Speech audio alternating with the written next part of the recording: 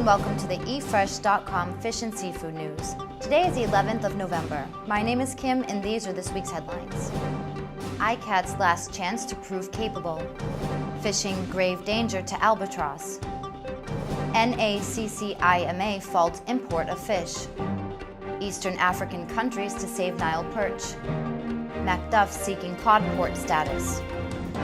The International Commission for the Conservation of Atlantic Tunas, or ICCAT, is meeting in Brazil to determine the future of commercially valuable bluefin tuna, whose populations have plummeted over recent decades. ICCAT is also expected to take up the issue of controlling shark catches and finning, as agreed upon at the second joint meeting of tuna regional fisheries management organizations earlier this year. ICCAT contracting parties are under close watch by many countries as a separate proposal was submitted last month to ban international trade of bluefin tuna under CITES. Driven to the verge of collapse by the greed of the international market and decades of mismanagement and illegal fishing, Atlantic bluefin tuna populations are nearing the point of commercial extinction. Albatrosses are among 16 seabird species facing extinction because of a longline fishing, conservation groups claimed. Populations of a further 10 species are deemed to be at risk due to hazards such as getting caught in commercial fishing gear. The groups have called for measures to reduce the threat of birds getting caught in lines and drowning when taking bait from hooks. The conservationists will urge the International Commission for the Conservation of Atlantic Tunas to agree measures to prevent the deaths of these seabirds in the Mediterranean and Atlantic.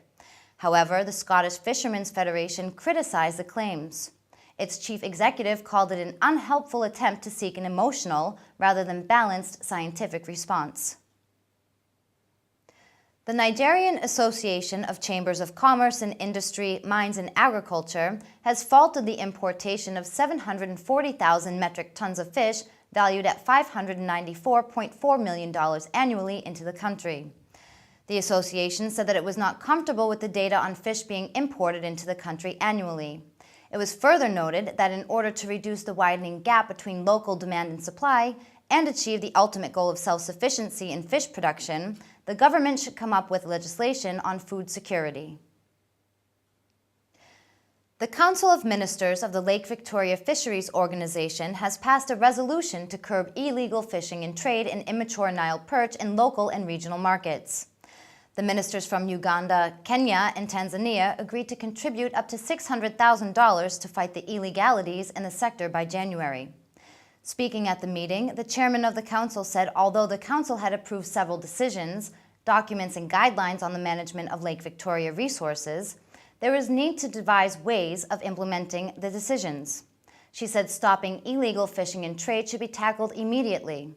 She added that as global warming issues are addressed, experts should also establish ways to ensure the increase of fish stock in Lake Victoria. A Scottish harbour hit by cod landing restrictions more than a decade ago is fighting to win its landing rights back. Macduff Harbour missed out on becoming a designated cod port when new rules to clamp down on illegal landings were introduced in January 1999. Aberdeen's Share Council has opened discussions with the Scottish Government about the possibility of having Macduff reinstated as a registered port for the landing of cod. Designated ports all have fisheries inspection staff based at the harbour, which led to accusations that the government was simply trying to save money by concentrating its staff in fewer areas. Nevertheless, there has been a grudging acceptance that the scheme has been effected in the battle against illegal or so-called blackfish landings. Thank you for watching the eFresh.com Fish and Seafood News. See you next time.